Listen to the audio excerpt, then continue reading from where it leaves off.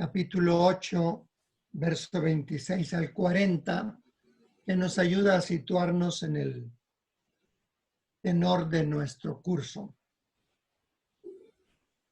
El ángel del Señor le ordenó a Felipe: levántate y dirígete hacia el sur, al camino que va de Jerusalén a Gaza. Este es un camino desierto. Felipe salió y fue hacia ese lugar.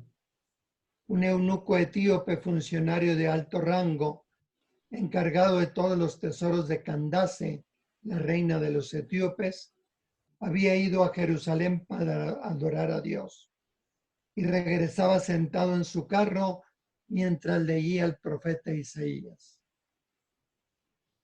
El Espíritu le dijo a Felipe: adelántate y colócate junto a este carro. Felipe fue corriendo y al oír que venía leyendo al profeta Isaías le preguntó: ¿entiendes lo que lees? Él le respondió: ¿cómo puedo entender si nadie me lo explica? Entonces le pidió que subiera al carro y se sentara a su lado. El pasaje de la escritura que venía leyendo era este: fue llevado como oveja al matadero y como cordero en silencio ante quien lo esquila, no abrió la boca. En su humillación le fue negada la justicia. ¿Quién podrá hablar de su descendencia si su vida ha sido arrancada de la tierra? El eunuco se dirigió a Felipe y le preguntó: te ruego que me digas de quién dice esto el profeta. ¿Lo dice de sí mismo o de otro? Felipe tomó la palabra y, comenzando por este texto de la Escritura, le anunció la buena noticia de Jesús.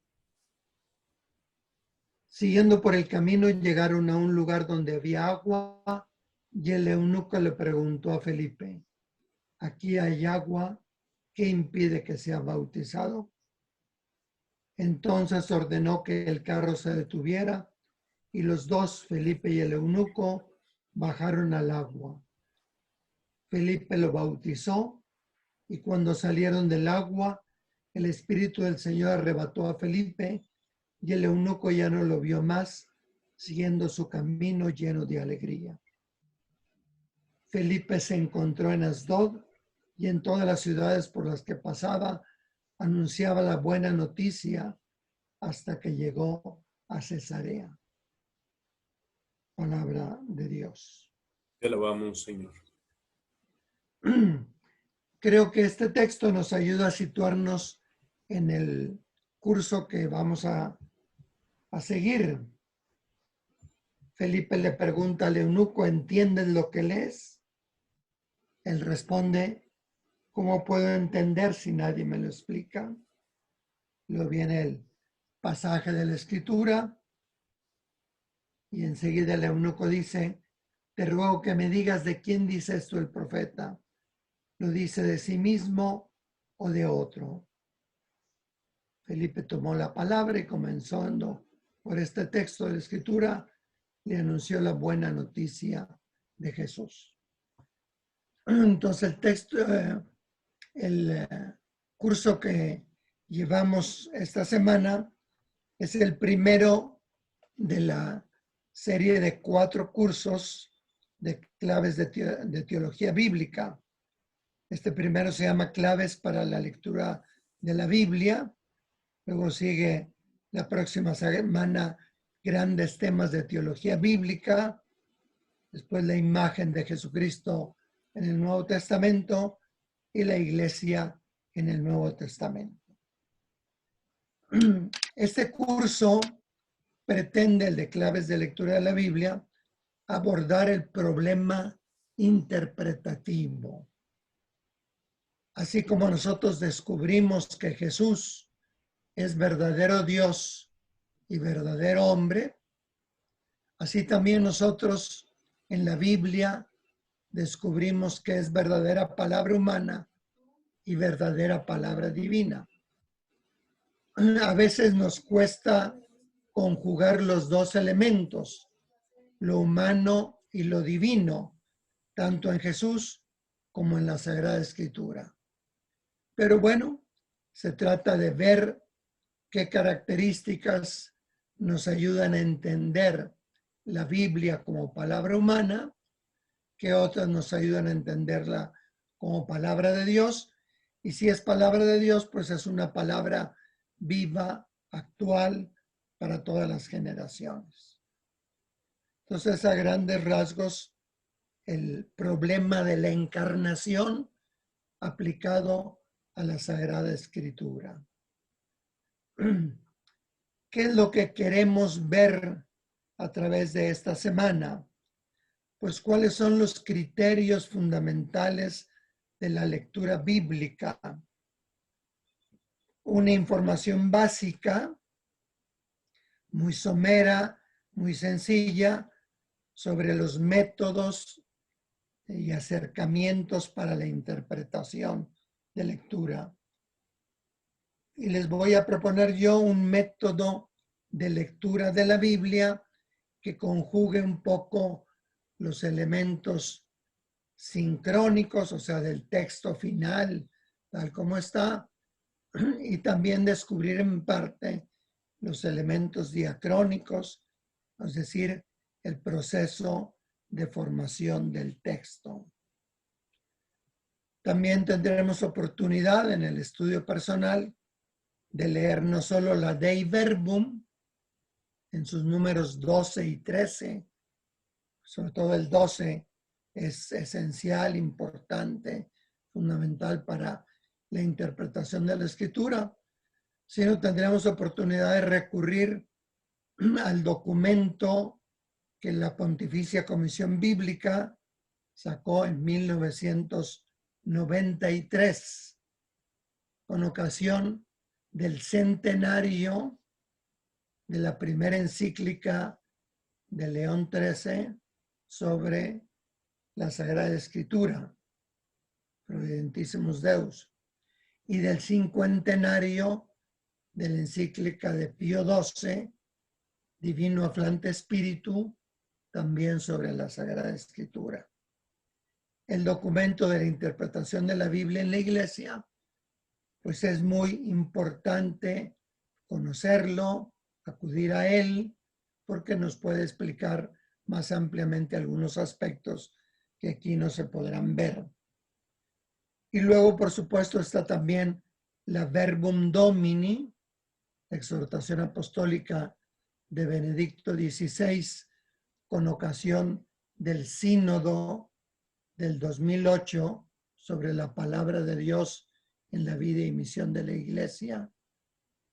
Y luego, el 2010, el 30 de septiembre, publica esta exhortación Verbum Domini. También tendremos oportunidad de ver algo muy ligero, si ustedes gustan, de la aportación latinoamericana a la lectura bíblica.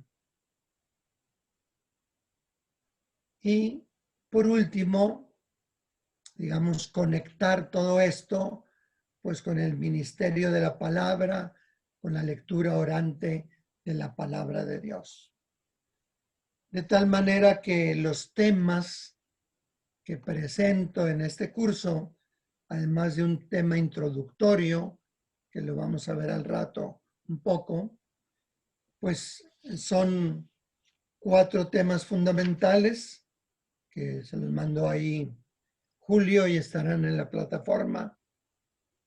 La breve historia de la lectura de la Biblia en la Iglesia, sobre todo para los más jóvenes, pues captar lo que era el estudio de la Escritura o el acercamiento a la Escritura antes del Vaticano II y a partir del Vaticano II, donde se dio un giro muy grande en el acercamiento de la Iglesia a la Escritura que se había olvidado en la práctica por varios siglos. Entonces, esa es la breve historia de la lectura de la Biblia. Después, el segundo tema, pues son cosas que todos conocemos, supongo, pero hay un temita, nociones generales de la Biblia. Es el segundo. Luego, los más importantes para este curso son el tercero, cuarto y quinto. El tercero, el de interpretación de la Biblia. El cuarto son métodos y acercamientos de interpretación. Y el quinto, que es como la deducción de aquellos dos, la lectura de la Escritura. De este quinto tema, lectura de la Escritura, pues se desprenden otros dos, que es la lección divina, ya sea individual o eclesial, comunitaria, y la lectura litúrgica, pues viendo un poquito cuál es el leccionario, cómo se estructura, cuál es el deber de los que somos presbíteros, de la predicación, de la homilía, qué características debe tener a grandes rasgos, etc.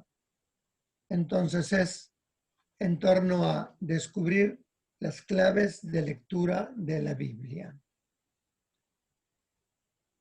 Creo que un resultado importante será que cada uno de nosotros nos acerquemos a la Escritura antes de recurrir a comentarios sobre la Escritura. Siempre corremos el riesgo de primero leer un comentario y luego, si bien nos va, leer el texto de la Biblia.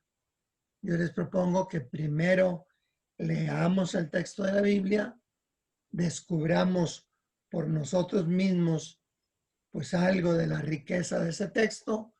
Será muchas veces necesario e importante recurrir a algún comentario, pero en un segundo momento, cuando ya estemos impregnados de la Biblia.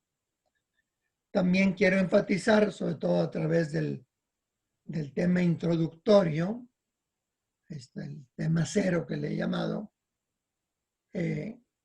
como muchas veces pues no conocemos bien lo que dice la Escritura o mezclamos las cosas de un libro con otro. Entonces es importante leer cada texto en su contexto literario, en su contexto histórico, y ver a veces que en textos que pueden parecer paralelos, pues hay diferencias de enfoques, hay riqueza de interpretación, a veces hay progreso en la interpretación.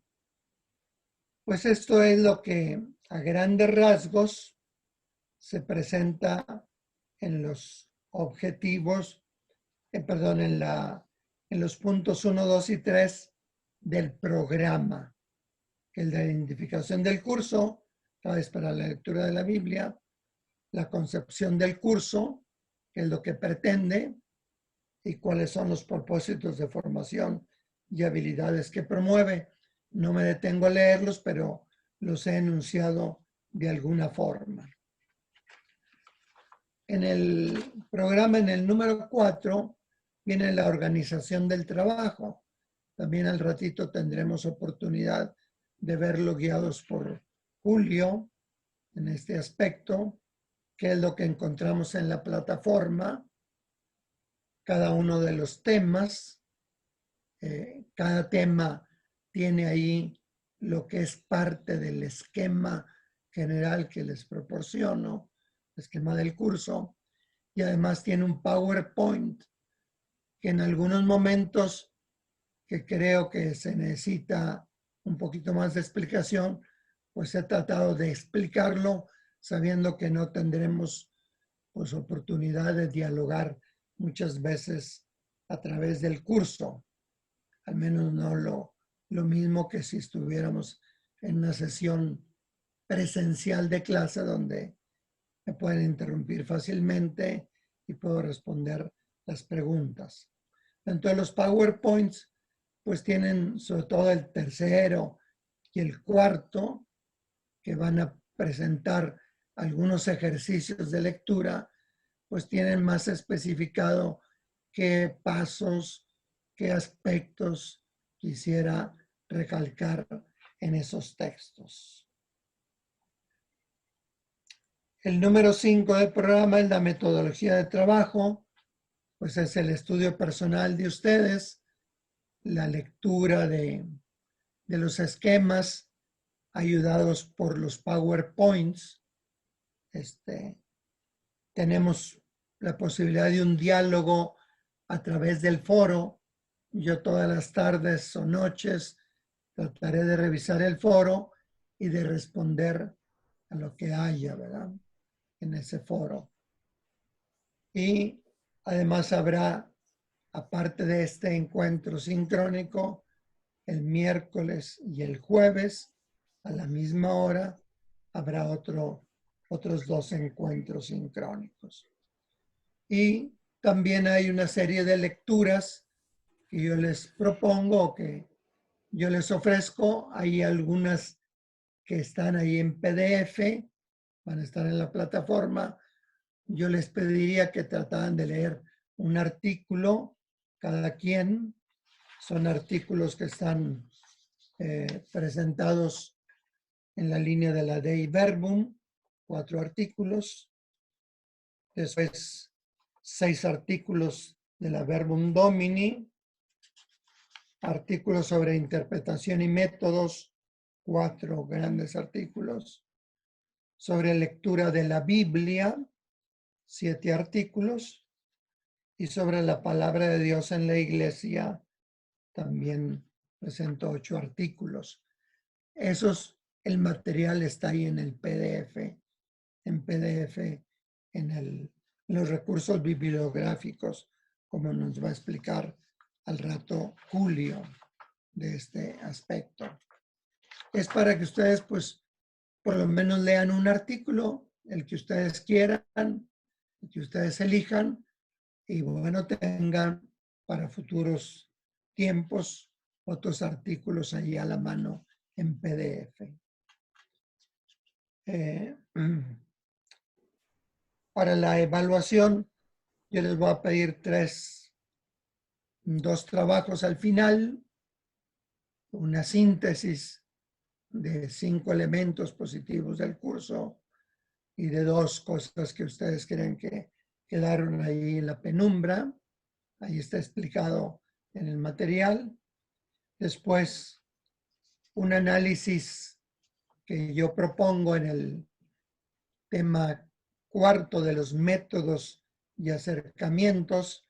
En el punto 6 de ese tema, les propongo un análisis de Génesis 4, 1 al 16. Ahí les voy guiando por dónde pueden caminar cada uno de los pasos. Entonces yo les pido ahí un resultado de ustedes en torno a eso. También ahí está especificado, son trabajos cortos de una página y media, a lo sumo 2 páginas.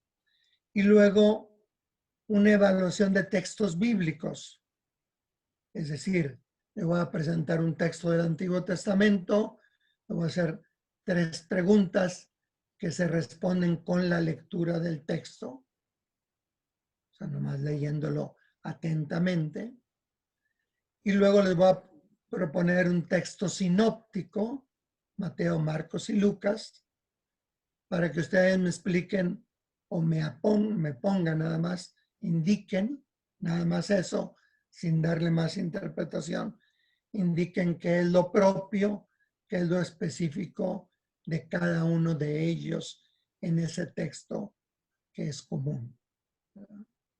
Eso va a aparecer el viernes desde las 0 horas hasta el viernes a medianoche. Estará ahí para que cada quien lo haga ese tercero. Las otras 2 actividades pues pueden empezarlas a ir haciendo paulatinamente. En cuanto a pues el curso, yo me baso un poquito en este libro que es mío, se llama La Biblia, Libro Sagrado. Ahí vienen indicadas las páginas en las que yo me baso. No es que le estoy tomando directamente tal cual de aquí, pero ahí está pues, la base de lo que yo tengo y conozco. Ahí en la bibliografía viene ese libro y ahí está también indicada las páginas específicas a las que me refiero. Pues esto es fundamentalmente lo del curso. No sé si sobre esto, Julio, tú llevas ahí los chats, si hay alguna pregunta. No, no hay pregunta, o si no, Hay si dos tenemos chats. alguna inquietud, podemos alzar la mano ahí a la cámara para darle la palabra también. eh, o al que no tenga cámara, por favor, se manifiesta. ¿Hay alguna pregunta respecto a la presentación del programa que ha hecho el padre? Yo creo que entonces, antes de entrar a la presentación del Power, vamos a dar un barrido rápido Sí, a la plataforma para que ustedes reconozcan de alguna manera el, el material que se ha colocado. Yo creo que ya muchos han ingresado, pero de todas maneras hagamos este barrido rápidamente para que podamos identificar bien. Permítanme un momento, ya les comparto la pantalla.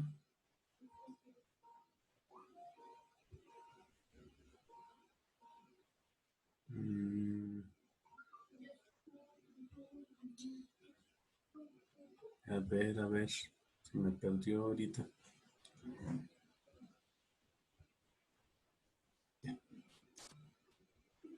Están viendo,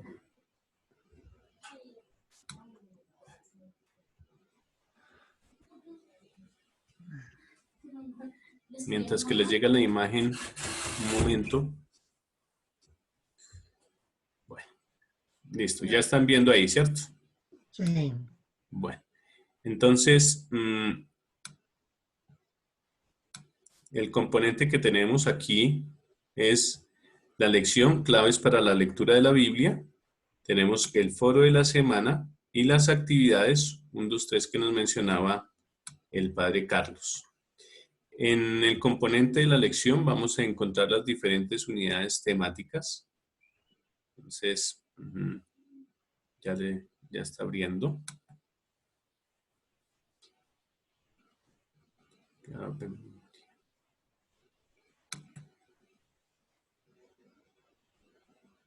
Bien, ahí ya apareció las Sí. unidades temáticas.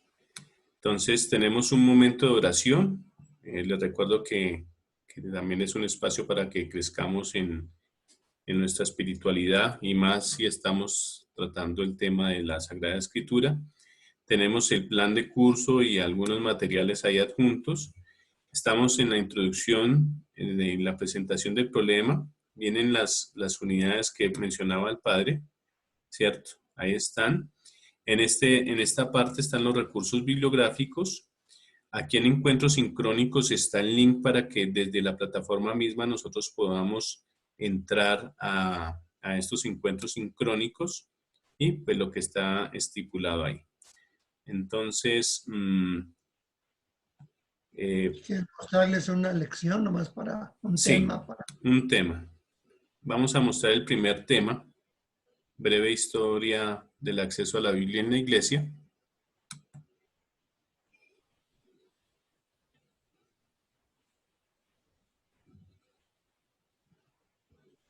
Aquí entonces encontramos la lección, está todo el contenido, ¿cierto? Para que ustedes lo vean. Y en la parte inferior está la presentación, el PowerPoint que mencionaba el padre, que complementa esta presentación con otras explicaciones que ha desarrollado el padre para que podamos tener la idea total de esta temática. Así está presentada cada una de las unidades. Si de pronto quisieran tener acceso a todas esas temáticas, también hay un archivo que las contiene, que está como archivo adjunto en el plan del programa. Pero la idea es que, pues, para que hagamos procesual la formación, pues vamos caminando de una unidad a otra. Si se dan cuenta, está en la segunda temática y está con su presentación de texto. Quiero indicarles el trabajo. También está una pequeña orientación acerca del trabajo, de lo que deben desarrollar, y a ustedes les saldrá un elemento que dice responder tarea. Y entonces ahí anexan el documento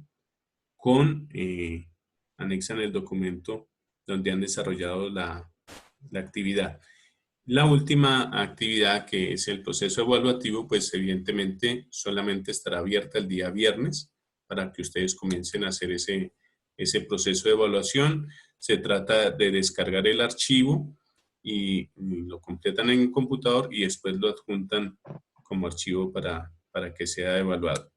Y el foro, pues ahí lo explicó el padre, va a estar pendiente para responderles a inquietudes que se vayan presentando. Si no es muy inmediata la respuesta, pues recuerden que también es un elemento que es asincrónico, es decir, en algún momento el docente se toma el tiempo para mirar, para ver cómo responde también y van a encontrar ahí. Bueno, ya esa es la dinámica de la presentación de la plataforma. Ya en la inducción pues han hecho ya el conocimiento de las herramientas y cualquier inquietud vamos a canalizarla a través del correo formal que hemos creado, que se llama cevitepal.formacion@celan.org, y ahí estaremos específicamente respondiendo elementos de carácter académico en nuestros estudios. Bueno, entonces ahí ya tenemos eso. Dejo de compartir. ¿Hay alguna pregunta con relación a esto? ¿No? ¿Todo muy bien? Claro, ¿cierto? La plataforma es muy sencilla. La idea es precisamente que aprovechemos todos los elementos que nos ofrecen los docentes, los recursos bibliográficos, las presentaciones y estos encuentros. Padre Carlos, entonces, sigue usted y que abrimos la presentación. Abrimos la presentación, si se Oh, puede, para ok. todos. Sí, sí, sí. Me va indicando, por favor, cuándo moverlo. Sí, ¿Listo? Ya están viendo presentación del problema y del curso. sí, correcto. Ok. Si quieres darle a la siguiente página. También es el planteamiento del problema en la misma Biblia. Ya veíamos este texto de Felipe y el eunuco. Las preguntas que le hace Felipe, ¿entiendes lo que lees? La respuesta del eunuco, ¿cómo puedo entender si nadie me lo explica?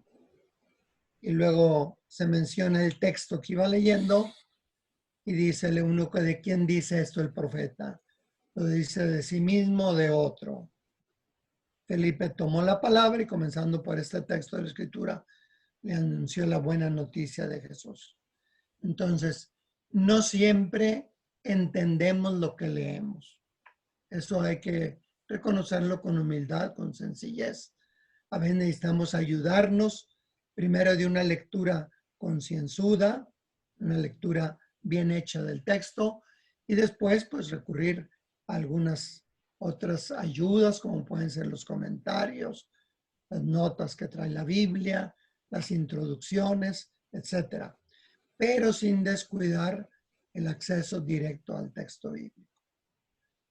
Siguiente. En el Antiguo Testamento tenemos, por decir, dos textos. Hay uno de Nehemías, donde nos dice que los levitas leían detenidamente el libro de la ley de Dios y establecían su significado, de modo que comprendieran lo que se estaba leyendo. Algunos lo interpretan de que se leía en hebreo y se traducía al arameo, o por lo menos se explicaba en hebreo, si es que en ese tiempo no había ya el cambio del hebreo al arameo. Y luego el texto de Daniel.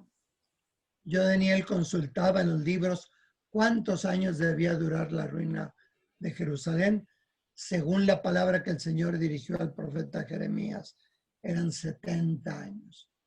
O sea, ¿cuál es el significado? El libro de Daniel, pues es escrito en el siglo segundo El exilio fue en el siglo VI, la predicación de Jeremías referente a esto en el siglo VI, principios del siglo VI. Entonces él investiga lo que en las escrituras está. O sea, hay que indagar, hay que investigar. También, desgraciadamente, puede haber malas interpretaciones de la escritura. ¿Se gustas el siguiente? Si quieres el siguiente, Julio.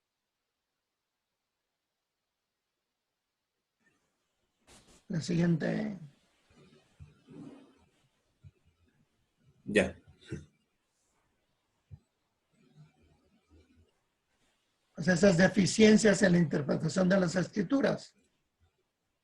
Nos dice la segunda carta de Pedro, que es el escrito más tardío del Nuevo Testamento, que debe ser del año, por lo menos del año 100. Algunos lo ponen 120, 150. Por supuesto, no es carta de Pedro, pero está en nombre de él. Y se considera que la paciencia de nuestro Señor para nuestra salvación, como les escribió también Pablo, nuestro querido hermano, según la sabiduría que le fue otorgada, repitiéndolo en todas las cartas en las que habla de estos temas. Sin embargo, en ellas se encuentran algunos puntos difíciles de entender, que ignorantes y vacilantes tergiversan como hacen con el resto de las escrituras para su propia perdición.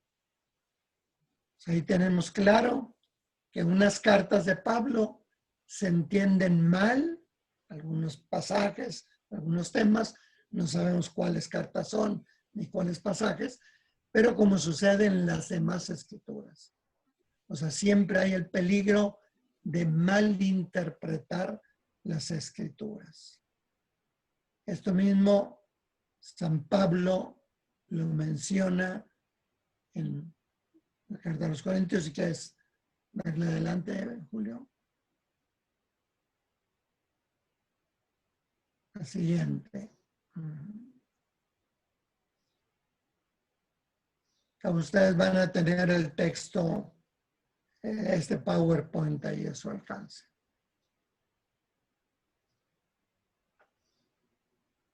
San Pablo, en esta segunda carta a los Corintios, está haciendo una alusión, si quieres el anterior. Gracias. En esa que habías puesto. En la siguiente. Adelante. Esa.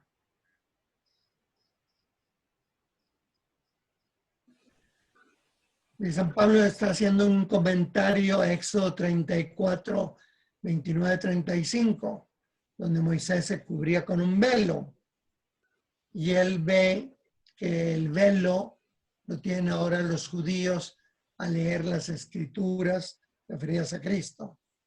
Dice, por eso, teniendo semejante esperanza, actuamos con plena libertad, no como Moisés, quien se cubría el rostro con un velo para que los israelitas no pudieran mirar el fin de todo lo que era efímero. Y a pesar de todo, sus mentes se ofuscaron, porque hasta el día de hoy ese mismo velo los cubre cuando leen las escrituras de la antigua alianza, porque solo Cristo lo hace desaparecer. En efecto, hasta hoy, un velo no deja de cubrir sus corazones cuando leen a Moisés. Pero cuando alguno se convierta al Señor, se le quitará el velo. Como el Señor es el Espíritu, donde está el Espíritu del Señor hay libertad. En cambio, todos nosotros con el rostro descubierto, reflejamos como en un espejo la gloria del Señor y vamos siendo transformados en su imagen cada vez más gloriosa por obra del Espíritu Santo del Señor, el Espíritu del Señor. O sea, a veces hay un velo en las escrituras que no podemos leer. Correcto. La siguiente.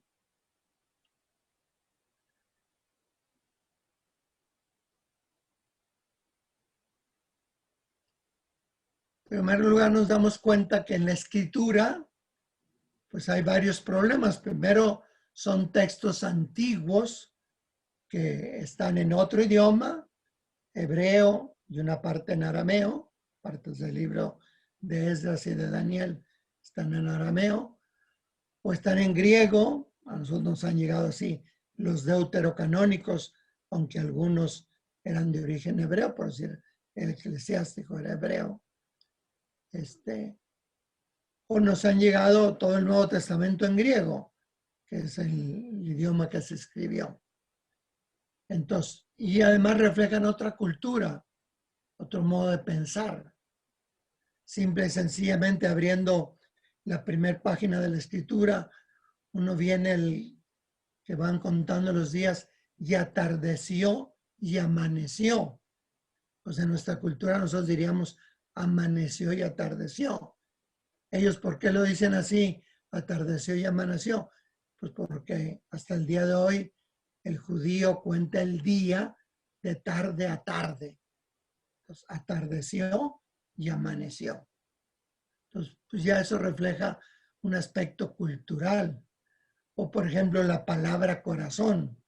Para nosotros es signo de afectividad.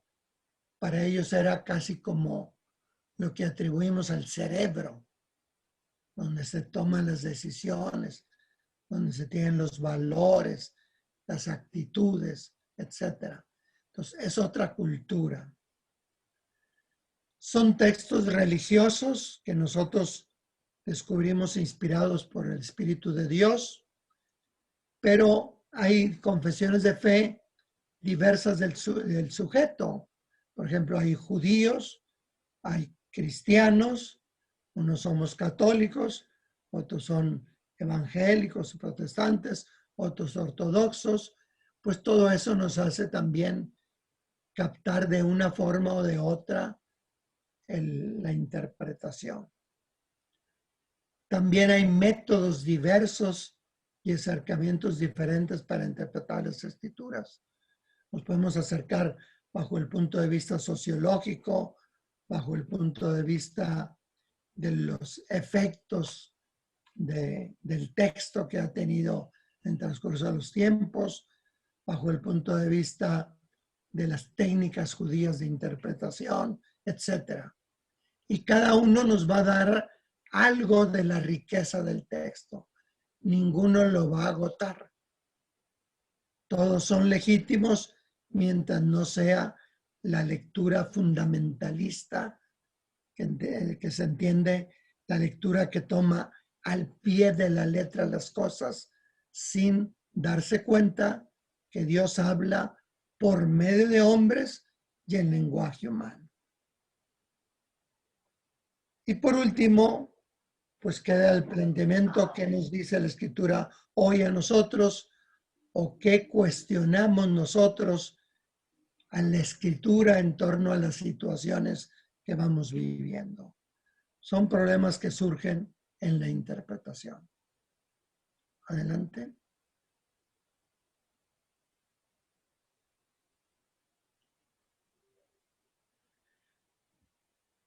Aquí presento lo de las siguientes diapositivas, dicen. En cada diapositiva se presentan pasajes paralelos, entre comillas, a veces lo son estrictamente paralelos, a veces no, para constatar las diferencias de puntos de vista en la interpretación bíblica, en la misma interpretación bíblica. Será labor de cada uno constatar las diferencias que puede haber teológicas, antropológicas, sociológicas, estilísticas. O sea, alguna de estas cosas puede surgir ahí en el pasaje que vemos. Entonces, ¿en qué son diferentes textos? Esta tarea, les pongo, está a nuestro alcance de realizarla. Vamos a ver juntos algunos ejemplos, pero lo importante es saber que ustedes sigan viendo esos textos. Luego sería bueno descubrir en la medida de lo posible, pero eso no siempre está a nuestro alcance, el porqué de esas diferencias. Pero por lo menos constatar las diferencias. Después un paso en la interpretación sería por qué esas diferencias. Pero, insisto, lo mínimo es descubrir las diferencias. Son diversos acontecimientos, leyes y palabras. Empezamos con el primer texto. Si quieren, nomás presente el primero, ese solito. Tenemos en la primera página de la creación, el Génesis. Dice en Génesis 1, 26, 27. Entonces Dios dijo, hagamos al ser humano a nuestra imagen y como semejanza nuestra, para que domine sobre los peces del mar, las aves del cielo y el ganado, sobre toda la tierra y sobre todo reptil que se arrastra por el suelo. Dios creó al ser humano a su imagen, lo creó a imagen de Dios, los creó varón y mujer. Este es en el primer capítulo. En el segundo capítulo tenemos otra narración. Dice, entonces el Señor Dios, cuando está la palabra Señor, aquí equivale a Yahvé. En esta traducción no hemos puesto Yahvé, sino hemos puesto como se acostumbra ya el Señor. Entonces el Señor Dios formó al hombre con el polvo de la tierra y sopló en sus narices aliento de vida, de modo que el hombre se convirtió en un ser viviente. El Señor Dios dijo, no es bueno que el hombre esté solo, le daré una ayuda apropiada. Entonces el Señor Dios hizo caer un sueño profundo sobre el hombre.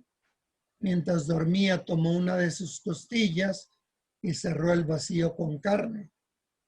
De la costilla hizo una mujer y la presentó al hombre. Aquí, por ejemplo, podríamos ver, primera cosa, cómo se denomina al creador. En el primer relato, si se fijan, solo se presenta la palabra Dios. En el segundo relato se habla de el Señor Dios. Hay una diferencia. O sea, Yahvé, Elohim. En los dos es Elohim, Dios. En el segundo, Yahvé, Elohim. Si nos fijamos también en el primer texto, Dios crea mediante su palabra. Dijo Dios, hagamos al ser humano. Entonces Dios creó al ser humano.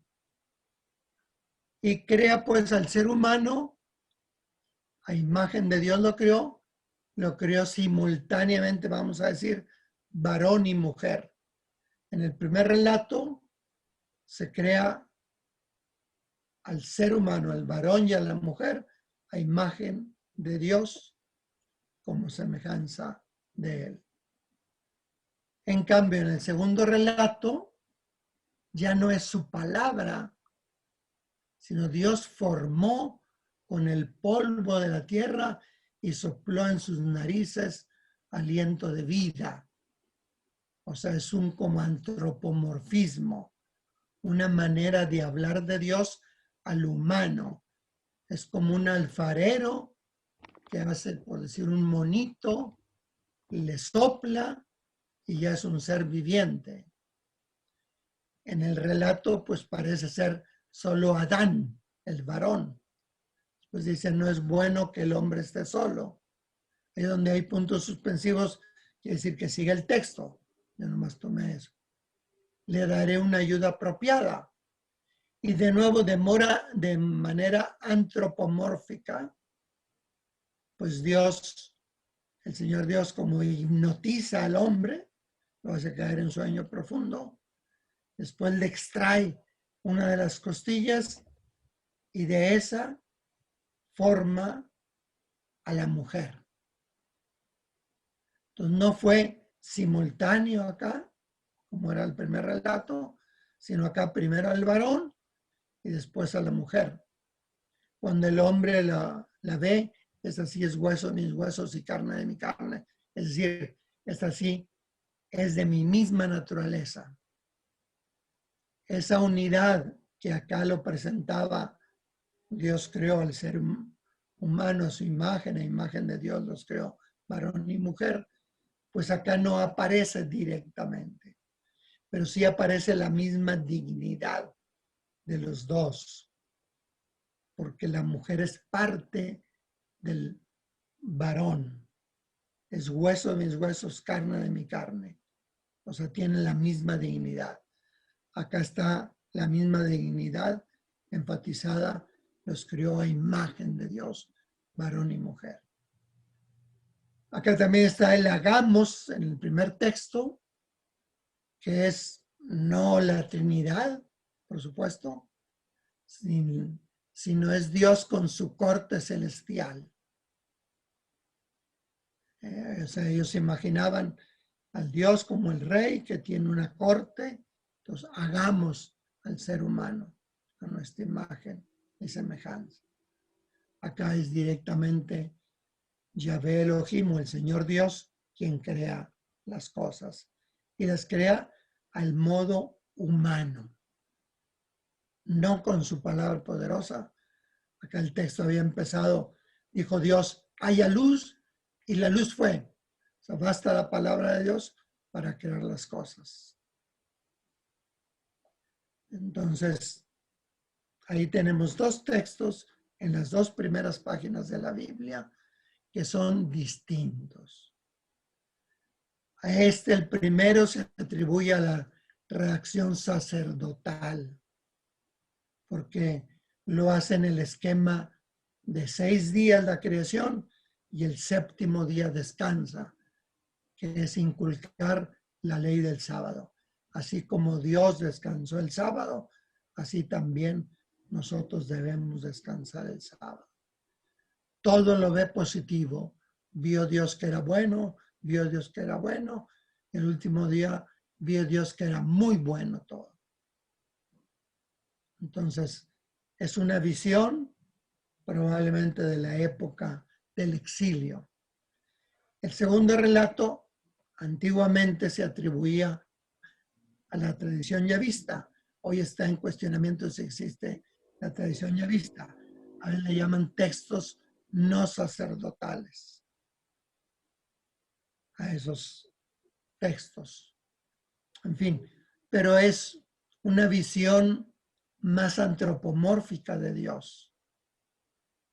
Un Dios no que de la lejanía habla y realiza, crea las cosas, sino un Dios que interviene, que se pasea por el jardín, que se esconden Adán y Eva de él, etc. Es una visión más antropomórfica de Dios. Pero los dos nos presentan una lección semejante. Entonces son textos hasta cierto punto paralelos. Aquí vemos el siguiente texto.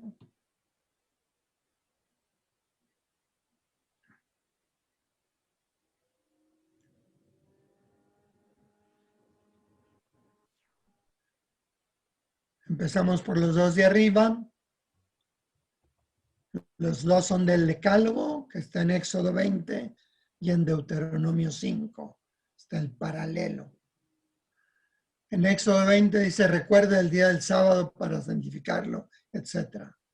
Y la razón es porque en 6 días el Señor hizo el cielo, la tierra, el mar y cuanto hay en ellos, pero descansó el séptimo día. Es la razón del texto sacerdotal, del primer texto de la creación. En el Deuteronomio, guarda el día del sábado para santificarlo, etc. Recuerda que fuiste esclavo en el país de Egipto y que el Señor tu Dios te sacó de ahí. O sea, la razón es más sociológica. Tú fuiste esclavo, el Señor te hizo descansar de la esclavitud, así debes descansar tú, deben descansar tu tu esposa, tu siervo, tu sierva, tu hijo, tu asno, etc. Todos deben descansar. O sea, porque el Señor a ti te hizo descansar. Entonces no es que estén en contradicción, pero son dos motivaciones distintas. Una, el modelo de la creación de Génesis 1, 1 al 2, 4a, y otra, la salida de Egipto. Una razón. Pues en Éxodo 20, 17 tenemos: no codiciarás la casa de tu prójimo, no codiciarás la mujer de tu prójimo, ni su esclavo, ni su esclava, ni su buey, ni su asno, ni nada de lo que pertenezca a tu prójimo. Si aquí vemos en el primer texto, es no codiciar la casa de tu prójimo, es lo fundamental. ¿Qué hay dentro de la casa? La mujer, el esclavo, la esclava, el buey, el asno y lo que le pertenece. ¿Verdad? Entonces, eso es lo que hay. Vamos a decir, la mujer parece estar dentro de las cosas, de las propiedades de la casa del prójimo. Acá en Deuteronomio 5 hay un ligero cambio. No codiciarás la mujer de tu prójimo. Primer dato. No desearás la casa de tu prójimo, ni su parcela, ni su esclavo, ni su esclava, ni su buey, ni su asno, ni nada de lo que pertenezca a tu prójimo. Vemos lo de la mujer ya está separado. ¿Por qué motivo? Pues probablemente ya en la época del Código Deuteronómico se ha dado un estatuto social diverso a la mujer. Ya no es parte de las propiedades del prójimo. No está fuera, no codiciarás la mujer de tu prójimo. Y luego ya la casa, en la casa están los mismos elementos, personas y cosas que pertenecían acá. Aquí se añade lo de la parcela o el campo, pero lo demás es idéntico. Entonces, dos textos paralelos del Decálogo que tienen enfoques diversos. Aunque sean pequeños, no quiere decir, en el primer caso del descanso sabático, no es que sean contradictorios, sino simplemente las razones son distintas. Acá sí parece haber un pequeño avance en el Deuteronomio 5:21. Es el siguiente texto.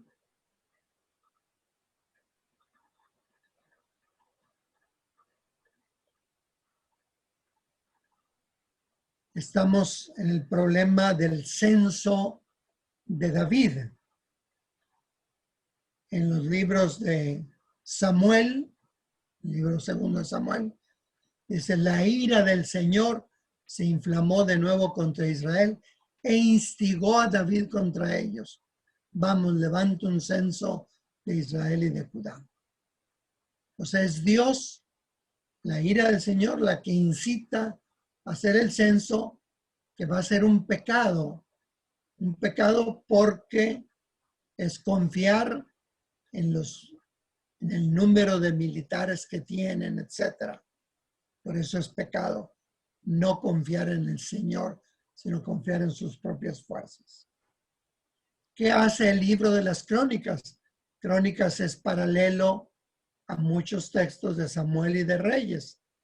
Nada más sabemos que no trata para nada del reino del que fue el reino del norte, sino solo del reino del sur. Pero todo lo de anterior, pues viene ahí en Crónicas. En aquel tiempo, Satán se levantó contra Israel e incitó a David a realizar un censo. Se pasó de la ira del Señor a Satán. Satán no es lo que nosotros entendemos como el diablo, sino es el tentador. Pero vaya, ya no se le pone a Dios eso. ¿Dónde hay una teología más evolucionada? Pues de alguna manera en el segundo texto. Acá lo bueno y lo malo se atribuye a Dios, en 2 Samuel. Acá en Crónicas ya no se le atribuye a Dios, sino lo está incitando Satán. Y luego están otros textos ahí.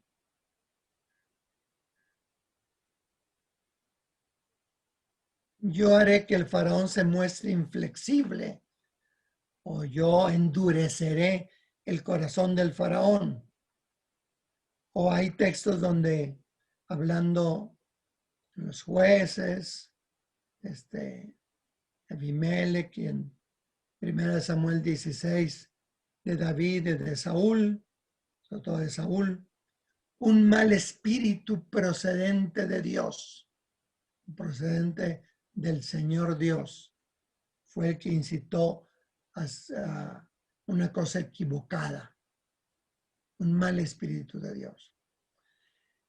Y así como tenemos que Dios endurecerá el corazón del faraón, o haré que el faraón se muestre inflexible, hay otros textos en Éxodo donde dice, el faraón se mostró inflexible. En el primer texto, yo haré que el faraón se muestre inflexible, parecería que Dios es el causante de ese endurecimiento del corazón. En el segundo texto ya se muestra que es el faraón, es responsabilidad y libertad del faraón al mostrar eso. Pues así vienen otros textos ahí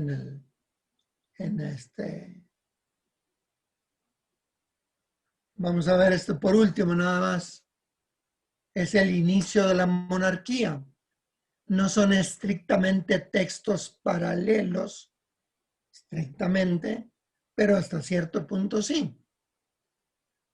En 1 Samuel 8, el versículo 7 al 8, ante la petición de un rey que Samuel se queja ante Dios, ya no me quieren a mí, dice el Señor respondió a Samuel, tendrás que hacer caso a todo lo que el pueblo te vaya a pedir, porque no es a ti, sino a mí al que rechazan, para que no reines sobre ellos.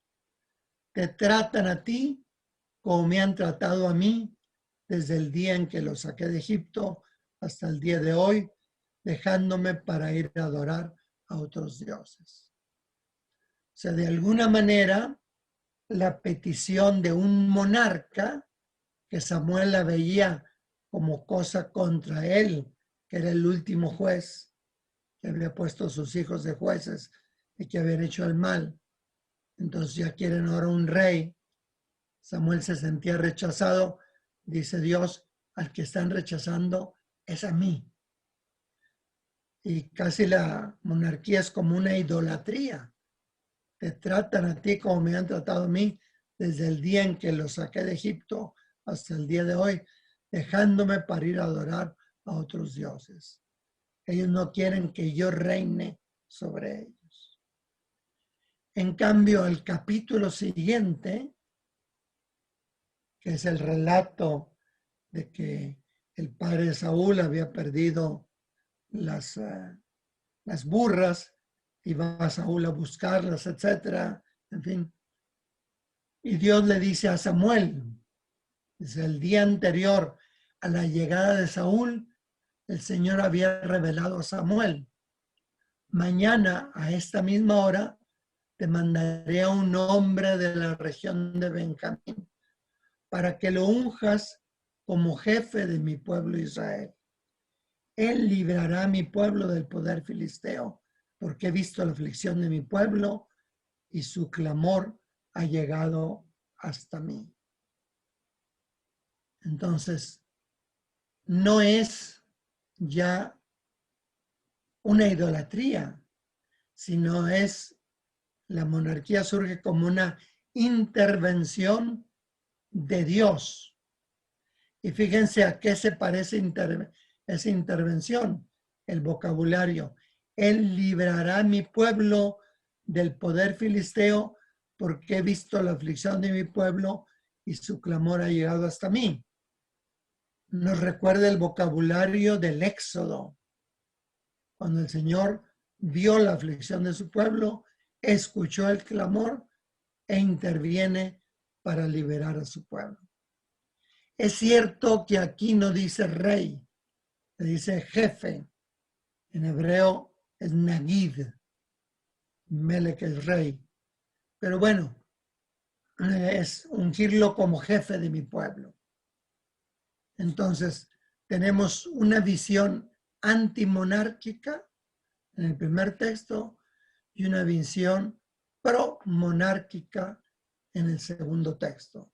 Al menos así aparentemente. ¿Qué es lo interesante de estos dos textos?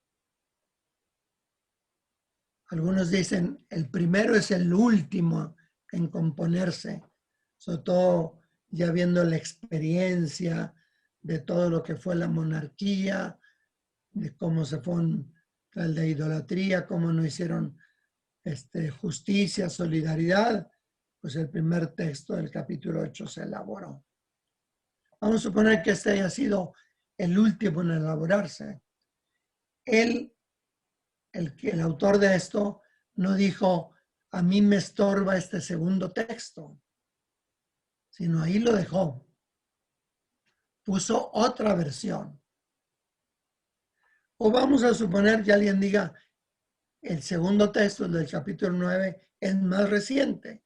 Bueno, él tampoco suprimió el anterior. Entonces, en la Biblia a veces nos quedan textos que reflejan distinto modo de entender la realidad. Estos cuantos ejemplos que yo les pongo, ahí seguirán algunos más que ustedes pueden tratar de hacerlos, por lo menos ver qué diferencia hay entre uno y otro, nos llevan a tratar de leer bien el texto. Y eso sucede, por ejemplo, con los evangelios sinópticos. Muchas veces nosotros le atribuimos a todos lo que solo uno dice. O decimos, pues ya sé lo que trata el próximo domingo, es la multiplicación de los panes. Bueno, pero fíjate lo que dice Mateo, lo que dice Marcos, lo que dice Lucas o lo que dice Juan en ese tema. Puede haber diversidades. Entonces, estamos acostumbrados a hacer como una historia sagrada, muchas veces de los textos, máxime de los evangelios. Y no respetamos lo que cada uno dice. Por eso uno de los ejercicios que va a haber en el tema 3 de interpretación y en el tema 4 de métodos, pues será acercarnos a algún texto sinóptico para ver las diferencias que cada uno marca y cómo puede cada uno estar ofreciendo distintos enfoques, enriqueciendo la interpretación. Pues más o menos es lo que yo tendría que explicar. No sé si Julio quiera señalar algo más. Yo los invito sobre todo en los temas de interpretación, el tema 3, el tema 4 de métodos y acercamientos, que ahí van a encontrar varias diapositivas donde invito a hacer ejercicios de lectura de textos diferentes, pues para constatar uno esas diferencias que hay o esas nuevas interpretaciones que hay o esos enfoques distintos que se dan en torno a una misma realidad. Allí en esos PowerPoints Eso todo en los PowerPoint está muy explicado, pues lo que les pido hacer y en qué se fijen, etc. No sé si quieras comentar algo, Julio. Bien, no, pues interesante. Nosotros vamos a tener un encuentro más, incluso por solicitud del padre. Habíamos dicho en principio que íbamos a tener solamente 2 encuentros sincrónicos los días lunes y jueves, pero dada la riqueza del material y dada también la disponibilidad del padre Carlos Junco, vamos a tener un encuentro el día miércoles.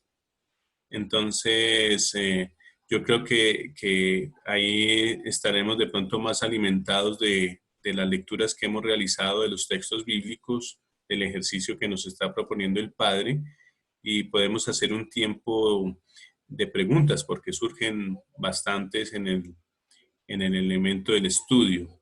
Entonces, pues yo los invito a que este miércoles, yo igual les estaré comunicando por plataforma, por el WhatsApp, por todos los medios para que no perdamos la sintonía de este encuentro que habíamos manifestado que era posible que se hicieran algunos otros extraordinarios. Pues bien, ya hemos comenzado que el miércoles el Padre nos va nuevamente a tener reunidos a todos para seguirnos orientando en el estudio de la Sagrada Escritura. Nos quedan unos minutos. El miércoles sería sobre todo el tema de la interpretación de la Biblia y el jueves métodos y acercamientos, digamos, por distinguir los dos encuentros, ¿verdad? Bien. Pero evidentemente, pues las dudas que hayan surgido a través de las lecturas. Bien, ok. Y a través del foro también pueden ir manifestando sus inquietudes. Como tenemos muy seguidamente, ahorita ya el encuentro con el otro grupo, realmente nuestro encuentro va a ir hasta los 45 y 50, o sea, hasta las 10:45, 10:50. Entonces, para que tengamos eso en cuenta para planear nuestras actividades. No me queda más sino que decir que agradecerles al padre Carlos Junco por su sabiduría, por su disposición. A cada uno, pues, el interés que estamos comenzando. Yo les animo a que en la plataforma podamos ir explorando los textos, haciendo ese proceso de autoformación con la luz del Espíritu para que también nos ayude a comprender mejor los textos, sus diferencias y pues de alguna manera ir viendo que Dios va interviniendo en esta historia humana en la que hoy estamos presentes. Les agradezco a todos el encuentro. En la tarde ya estará disponible para nuestros hermanos que de pronto no pudieron conectarse el día de hoy y ya nos volvemos a ver entonces el día miércoles 9:30 de la mañana. ¿De acuerdo? ¿Alguna última pregunta que alguno quiera hacer? Bien. Sandra, por favor, abre tu micrófono.